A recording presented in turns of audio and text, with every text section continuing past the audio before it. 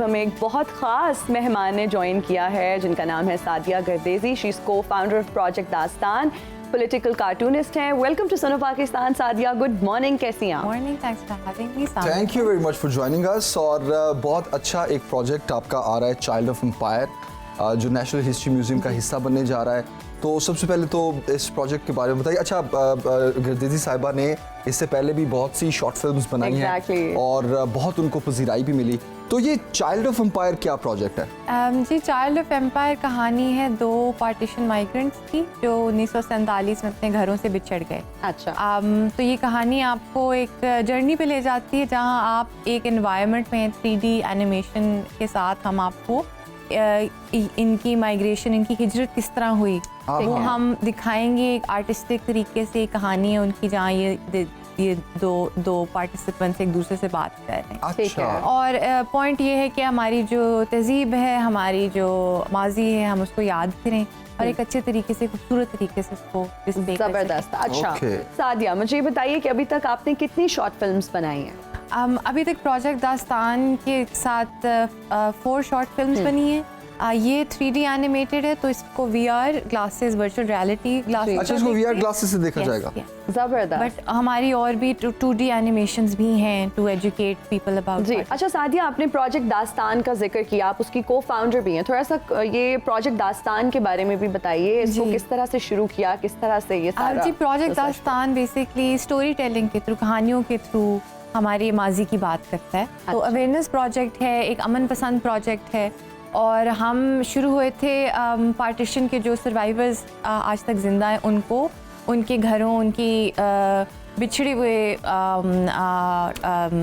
Memories से किस तरह हम जोड़ सकते हैं। अच्छा। तो वर्चुअल रियलिटी एक तरीका था कि आप एक नई टेक्नोलॉजी के ज़रिए उनको वापस अपना घर दिखा सकें। अच्छा। तो ये शुरुआत इसकी इस तरह हुई, हमने कोई 13 हमारे पार्टिसिपेंट्स थे इंडिया पाकिस्तान दोनों से, जिनको हमने वर्चुअली अपने घर में वापस खड़ा किया, उनके शहर में, उनके स्कूल में, गुरुद्वारा, मस्जिद, जो भी उन्होंने हमें बताया। 75 इयर्स के बाद तो फिर हमने इसके बारे में पब्लिक एजुकेशन के लिए फिर ये फिल्म बनाई। अच्छा, जो पार्टीशन का जो मामला है ये बड़ा उदास कर देने वाला मामला है, और अगर ये कहा जाए कि दुनिया का एक सबसे बड़ा जबरी नकल मकानी का जो है ना वो था, जिसमें हिजरत और सारा यहाँ के लोग वहाँ गए, वहाँ के। तो इसमें जब ये हम देखेंगे इंशाल्लाह, जब इसको हम एंजॉय करेंगे, तो इसमें क्या उदासी का एलिमेंट है या हैप्पी मोमेंट्स हैं कि वो शेयर कर रहे हैं? और हैप्पी मोमेंट्स भी हैं, क्योंकि हम ये याद कर सकते हैं कि इनके बचपन में इनकी जो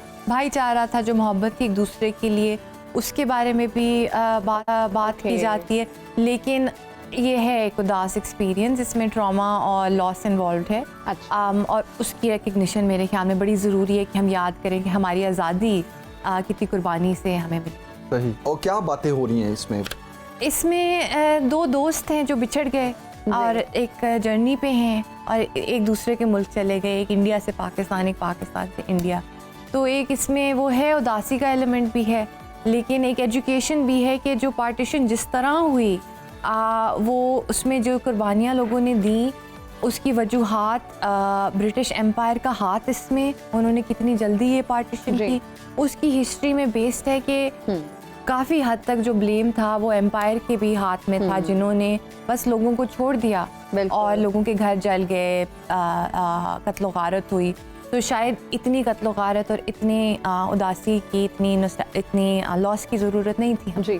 अच्छा सादिया, ये शॉर्ट फिल्म बनाने से पहले कितना आपने इसमें टाइम जो है ना अपना इन्वेस्ट किया, कितनी रिसर्च की और कितना टाइम लगा इसको बनाने से पहले? तकरीबन 3 से 4 साल। क्योंकि यहाँ तक पहुँचाने एक रेडी प्रोडक्ट के लिए। फिल्म ने प्रीमियर किया सनडांस फिल्म फेस्टिवल में, एक अवार्ड भी जीते हैं हम जर्मनी में। तो इंशाल्लाह हम एक ग्लोबल स्टेज पे इसको डिस्प्ले कर रहे हैं। सही, सही। आप मज़ीद क्या प्लान्स हैं आपके? मज़ीद हमारे प्लान्स हैं कि पाकिस्तान में दिखाएं, तो नेचुरल हिस्ट्री म्यूजियम ने हमें होस्ट किया है। वहाँ एक परमानेंट एग्जिबिट लगेगा हमारा कराची जा रहे हैं दिसंबर में, so will display in Karachi. उसके बाद इंडिया, यूएस, ऑस्ट्रेलिया में भी ये फिल्म म्यूजियम्स में, पब्लिक वेन्यूज में। ठीक है, बिल्कुल सही। अच्छा सादिया, मुझे ये बताइए कि लोगों का फीडबैक क्या आ रहा है। सबसे पहले इसको प्रॉब्ली यूके में 2021 में रिलीज किया गया, तो लोगों का क्या फीडबैक था? किस तरह से ये इस फिल्म को देखते हैं? 75th एनिवर्सरी में हमने रिलीज की दिस ईयर जी। तो रिस्पांस हमें बहुत ही अच्छा आया है, एक इमोशनल रिस्पांस आया है, क्योंकि इमोशनल फिल्म है। स्पेशली अगर आपके दादा या पेरेंट्स, ग्रैंड पेरेंट्स, जो भी जनरेशन है, उन्होंने अगर हिजरत की, बिल्कुल, तो वो जो यंगर जनरेशन, उनका बड़ा एक इमोशनल रिस्पांस होता है, एक री एजुकेशन है लोगों के लिए कि अच्छा ये किस तरह हुआ, ये क्यों हुआ। तो वेरी गुड रिस्पांस है। हम होप कर रहे हैं कि अब लाहौर में भी हमें एक अच्छा रिस्पांस। बिल्कुल सही। अच्छा, शॉर्ट फिल्म्स पाकिस्तान में बहुत लोगों का शौक है, लेकिन आप कह लें कि या तो उनको इतनी पजीराई नहीं मिलती, या फिर अच्छा प्लेटफॉर्म नहीं मिलता। और आपके तो माशाल्लाह ये वाला प्रोजेक्ट भी और इससे पहले भी उसको बहुत पजीराई मिली, ऑल ओवर द वर्ल्ड मिली। Exactly. आपको काम करने के दौरान आपके साथ बहुत से बच्चे भी अटैच होंगे, यूनिवर्सिटीज के स्टूडेंट्स भी होंगे। कितना पोटेंशियल देखती हैं आप शॉर्ट फिल्म्स में? कितना हम आगे जा सकते हैं? मेरे और ख्याल में बहुत ज़्यादा पोटेंशियल है, स्पेशली पाकिस्तान में बहुत ज़्यादा क्रिएटिव थिंकिंग है। और आई थिंक हमारी जो कुछ कहानी है, जिस तरह ये पार्टीशन की कहानी है, एक ग्लोबल कहानी है। बहुत से मुल्क हैं जिनकी पार्टीशन हुई हैं, बहुत से मुल्क हैं जो अपार्थाइड में रहे, बहुत से मुल्क हैं जो कॉलोनाइज हुए, जिनकी कंटिन्यूइंग जनरेशंस, नस्लें एक्सपीरियंस करती रहीं कि वो जो लॉस था वो किस तरह। तो मेरे ख्याल में हमारे मुल्क की कहानियाँ और हमारे लोगों की कहानियाँ ग्लोबल लेवल पे भी कम्युनिकेट कर सकती हैं। और मेरी आई थिंक इस बात की ज़रूरत है कि पाकिस्तान की कहानियाँ ग्लोबली नज़र आएँ, ताकि लोग हमें समझ सकें। हम बड़े मिसअंडरस्टूड लोग हैं ग्लोबली, तो ये बड़ा इंपॉर्टेंट है कि ग्लोबली एक इमेज आए और एक क्रिटिकल इमेज भी आए, कि हम भी सोचते हैं अपनी तहजीब के बारे में, अपने माजी के बारे में। अच्छा सादिया, आपने कहा कि कुछ सब्जेक्ट्स पे फिल्म्स बनने की ज़रूरत है, और हम बड़े मिसअंडरस्टूड से लोग हैं। आप क्या समझती हैं कि किन सब्जेक्ट्स पर, किन टॉपिक्स पर फिल्म्स को बनाना चाहिए, और आप क्या देखती हैं कि फ्यूचर में आप किन टॉपिक्स पर, किन सब्जेक्ट्स पर फिल्म्स बनाएंगी? भाई मेरा तो वो वास्ता भी पार्टीशन के सब्जेक्ट से है और साउथ एशियन हिस्ट्री से है जी। तो मेरा फोकस वहाँ है। मेरा स्पेशली इंटरेस्ट है औरतों की कहानियों पे। अच्छा। एक हमारी फिल्म है जो not Child of Empire, but एक और फिल्म है जो कि देखती है कि पार्टीशन में औरतों के साथ क्या हुआ, उनकी क्या हिस्ट्री है। ज़बरदस्त। तो इस तरह के जो वनरेबल पार्ट्स ऑफ सोसाइटी हैं, जो मार्जिनलाइज्ड हैं, जो माइनॉरिटीज़ हैं, आई थिंक उनकी कहानियाँ भी आगे आनी चाहिए। हमारा काफ़ी इंटरेस्ट है कि वो कहानियाँ हम सामने लाएं जो भी सुनी नहीं लोगों ने। सही। और इन कहानियों में बेसिकली मैसेज क्या दे रही हैं आप? हमारा बहुत बड़ा मैसेज है एम्पैथी का, भाईचारे का, पीस का, कि हम ये कहानियाँ सुन के क्या दूसरे का नज़रिया समझ सकते हैं, हम दूसरे के तासुरात, उनके इमोशंस किस तरह समझते हैं, चाहे हम उनसे अग्री करें या ना। रिलीजियस पर्सपेक्टिव भी है इसमें? जी, क्योंकि पार्टीशन में कम्यूनल वायलेंस हुई, मुस्लिम हिंदू सिख लड़ाई हुई, तो इसमें आ जाता है एक उस तरह से कि ये किस तरह ये कॉन्फ्लिक्ट शुरू हुए, क्यों ये एग्जिस्ट करते हैं। तो आपको फिर जब इतने सीरियस टॉपिक हो तो फिर बात करनी पड़ती है। तो एग्जैक्टली। अच्छा, मैं जो है वो आपकी इस गुफ्तगू से मेरे जहन में जो एक सवाल आ रहा है, क्योंकि आपका ये सब्जेक्ट है बेसिकली, आपको क्या लगता है कि वो टाइम जब सिख, हिंदू, मुस्लिम सब इकट्ठे रहते थे और बड़े खुश रहते थे और एक दूसरे की शादियों में जाते थे और खाना बांट कर खाते थे और बड़ा प्यार मोहब्बत और भाईचारा था, अचानक क्या हो गया कि ये लड़ाई शुरू हो गई? अचानक ये हुआ कि काफ़ी इंटरनल डिवाइड्स क्रिएट की, आपके ब्रिटिश एम्पायर ने भी क्रिएट की, जो कि 200 साल से कर रहे थे। तो ये मामला कोई 200-300 साल से चल रहा है कि ये कम्युनिटीज़ आपस में एक दूसरे से तंग आई, लड़ी। दूसरी बात ये कि डिफरेंसेस हर सोसाइटी में एग्जिस्ट होते हैं, आपने उनके बावजूद जीना है इकट्ठे। तो क्या हम आज इंडिया पाकिस्तान बन गया, हम खुश हैं कि हमारा मुल्क एग्जिस्ट करता है, उसकी भी पूरी लॉजिक है, लेकिन हमें इसका ये मतलब नहीं है कि हमें सारा वक्त एक जंगजू एटीट्यूड करना है। हम पहचान सकते हैं लोगों के क्या फ़र्क है। बिल्कुल। इसका ये मतलब नहीं हम लड़के रहें, हम इकट्ठे भी रहते हैं। ठीक हो गया। अच्छा सादिया, जब आपने ये शॉर्ट फिल्म्स बनाई और स्पेसिफिकली मैं इस फिल्म की बात करूंगी, क्या चैलेंजेस का सामना करना पड़ा, किन मुश्किलात का सामना करना पड़ा? आई थिंक एक बड़ी मुश्किलात थी कि हमारे जो पार्टीशन विटनेसेस हैं उनकी उम्र अब ऐसी है कि वो आहिस्ता आहिस्ता हम वो जनरेशन लूज कर रहे हैं। एग्जैक्टली। तो हमें ये कहानी हम कहाँ से ढूंढ रहे हैं, फर्स्ट हैंड ढूंढ सकते हैं कि नहीं। तो हमें ये एक मुश्किलात थी कि कोविड में भी हम फिर लोगों के घर नहीं जा सकते तो उनकी कहानियाँ सुनने, उनके इंटरव्यू करने। Exactly. तो हमें ये फील्ड वर्क में काफ़ी मुश्किलात हुई। उसके अलावा generally I think for young film makers funds कहाँ से आएंगे, पब्लिसिटी कैसी होगी, ये फिर आपके वो एवरीडे मसला है जो आपने कॉन्स्टेंटली लॉजिस्टिकली सोचना है। बिल्कुल सही। अच्छा, साथिया पॉलिटिकल कार्टूनिस्ट भी हैं, इस शौक के बारे में भी बताइए। अभी तक किस किस के आपने कार्टून्स बनाए और सबसे ज्यादा पजीराई किसके कार्टून बनाने में मिली? ये मेरा शौक भी है, मेरा जॉब भी है। मैं नेशन के साथ हूँ उस वक्त, अखबार के साथ। तो मेरा एक मुश्किल फील्ड है ये, क्योंकि आपको जर्नलिज्म है थोड़ा सा आपको सोचना पड़ता है कि आप क्या प्रोट्रे कर रहे हैं, आप अपने मुल्क के बारे में क्या प्रोट्रे करें, स्पेशली अगर वो एक विजुअल है। विजुअल तो हर किसी को समझ आ जाता है फ़ौरन। बस डिपेंड करता है कि कौन पावर में है, फिर उसका कैरिकेचर बनाना उसमें भी मज़ा आता है।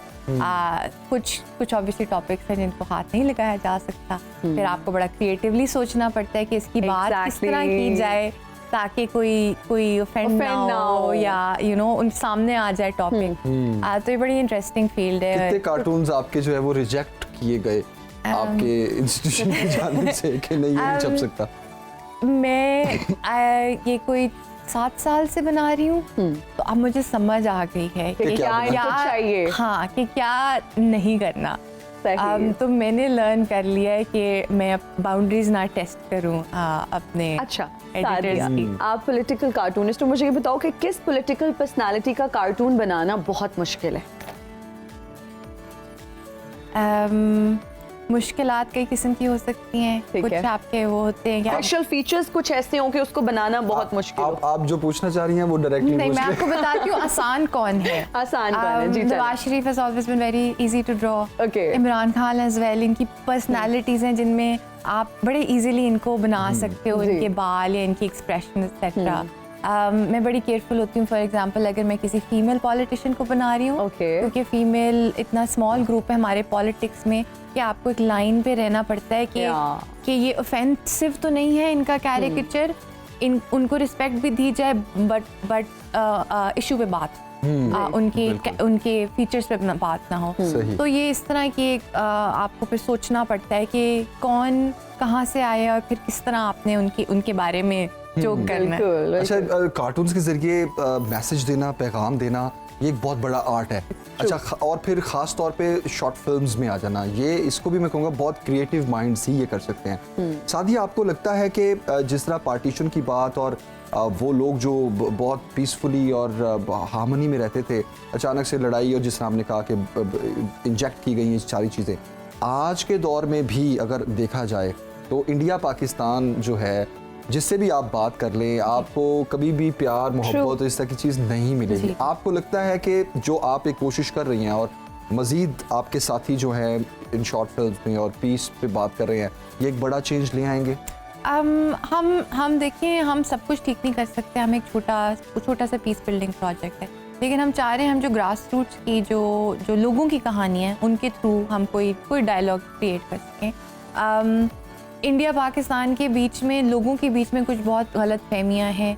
वहाँ के लोगों को इतना हेट समझा चुके हैं वो कि उनके हमारे बारे में एक बड़े अजीब विजन है कि ये कौन लोग हैं। बिल्कुल। और फिर उनको जब आप मिलते हैं कहीं बाहर के मुल्क में तो उनके लिए एक नई चीज़ होती है कि अच्छा आप नॉर्मल हैं, आप भी इंसान हैं। हाँ जी। तो वो जो इंसानियत है उसको सामने लाना है, क्योंकि इख्तिलाफ तो रहेंगे। तो क्या हम उसके अलावा कोई बात नहीं कर सकते? क्या education, art, culture, music, exactly इन चीज़ों पे कोलैबोरेशंस, इन चीज़ों पे बैंड्स वगैरह, मेरे ख्याल में ये फिर हमें एक दूसरे से दूर रख रहा है और फिर छुपा रहा है कि हम असल में कौन हैं और हम इतने बुरे नहीं हैं एक दूसरे। मैं एग्जैक्टली इसी तरफ आना चाह रहा था। आप देखें कि वो ममालिक, यूरोपियन कंट्रीज़ की आप बात कर लें, इतने मल्टी कल्चरल हैं और पूरी दुनिया से और मुख्तलिफ मज़ाहिब के लोग वहाँ पर आते हैं और अपनी भरपूर ज़िंदगी इंजॉय करते हैं। अच्छा, पाकिस्तान इंडिया में पाकिस्तान से ज़्यादा मुसलमान रहते हैं जी बिल्कुल और आबादी के लिहाज से वो 1 साल बाद दुनिया का सबसे बड़ा मुल्क होने जा रहा है और वो हमारा हमसाया है। जी बिल्कुल। आपकी ये वाली बात कि कल्चरली हम बिल्कुल सेम हैं और हम आज भी बहुत सी ऐसे रवाज हैं, रिवायात हैं जो हम वहीं से लेकर आए और इकट्ठे हम उसको सेलिब्रेट भी करते रहा। आपको नहीं लगता कि हमें भी जो है अब थोड़ा मल्टी कल्चरल और चेंज इस तरफ आ जाना चाहिए? और क्या आपको लगता है कि ये जो जनरेशन अभी चल रही है ये इस चीज़ को समझेगी? मेरे ख्याल में ज़रूर समझेगी, अगर उनको स्पेस दी जाए, उनको फ्रीडम ऑफ स्पीच दी जाए तो ज़रूर समझेगी। मेरे ख्याल में बहुत चीज़ें एक्सप्लोर करने की, बॉर्डर जो है वो कहीं नहीं जा रहे। देखें जी यूरोप में भी बहुत जंगें हुई, ठीक है, और आज उनके इकोनॉमीज़ देखें, उनकी एक दूसरे में हमें इंटरेक्शन और डिपेंडेंसी देखें, बिल्कुल। तो मुल्क हमारे कहीं नहीं जा रहे और हमें इस बात पे इत्मीनान रखना है कि हम एक बड़ी स्ट्रॉन्ग नेशन है एंड हमारा जो है नज़रिया वो इम्पॉर्टेंट नज़रिया है। अब क्या हम किसी और से बात नहीं कर सकते? क्या हम उनसे दोस्ती नहीं रख सकते? क्या इंटरैक्ट? अब करतारपुर कॉरिडोर कितनी अच्छी एग्जांपल है कि वो आते हैं हर साल और कितने प्यार मोहब्बत से आते हैं और फिर पाकिस्तानी अवाम से भी इंटरैक्ट करते हैं और उस लेवल पे, इंसानों के लेवल पे कितना खलूस है। तो शायद वो एक होप की वो है ये करतारपुर जिस तरह के प्रोजेक्ट हैं। तो ये चीज़ें एग्जिस्ट करती हैं और इनको इन और चीज़ें हमें इस तरह की करनी चाहिए, इंट्रोड्यूस करनी चाहिए। बिल्कुल ठीक हो गया। अच्छा सादिया, जितने भी यंग फिल्म मेकर्स इस वक्त आपको देख रहे हैं, क्या मैसेज देना चाहेंगे आप? मेरे ख्याल में आप ज़रूर ट्राई करें अपनी फिल्म्स, अपने आइडियाज़ को रियलिटी में लाने, लोगों से बात करें, आप जैसे लोगों से who can advise them as well. एक ये मुश्किल फील्ड है लेकिन ये क्रिएटिव फील्ड है, बहुत इसमें पर्सनल सेटिस्फैक्शन है for artist and performers, for animators etcetera. तो मेरे ख्याल में ये जो कोलैबोरेटिव एफर्ट्स हैं ये बहुत ही इंपॉर्टेंट है, स्पेशली इंटरनेशनल कोलैबोरेटिव एफर्ट्स। बिल्कुल सही, बिल्कुल सही। थैंक यू सादिया गद्दी साहिबा, बहुत शुक्रिया, थैंक यू वेरी मच। बहुत अच्छा लगा कि आप सुनो पाकिस्तान के सेट पर आई और हमारे से आपने पूरा अपना एक्सपीरियंस शेयर किया और बहुत खूबसूरत मैसेज दिया उन्होंने कि पीस और हार्मनी और प्यार मोहब्बत से रहने में जो मज़ा है वो लड़ाई झगड़े में नहीं है, और वो भी ऐसा लड़ाई झगड़ा जिसकी ना तो कोई वजह है exactly. और ना ही उसका कोई आउटकम है सिवाय इसके कि बर्बादी और तबाही है। exactly. तो ये बहुत अच्छी सोच है और बहुत अच्छी बात है कि आने वाले स्टूडेंट्स भी खास तौर पर जो शॉर्ट फिल्म्स में जिनका बहुत ज़्यादा इंटरेस्ट है और वो इस पर मजीद काम करें ताकि लोगों को अच्छे से समझा सकें और कोई ऐसा तरीका निकाले कि इस खित्ते के लोगों को समझ आ जाए कि पीसफुली रहने में ही तरक्की है और लड़ाई झगड़े में कुछ नहीं भाईचारे के साथ रहें, मिलजुल कर रहें। बिल्कुल जी, बहुत खूबसूरत message once again. Thank you so much Sadia for joining us.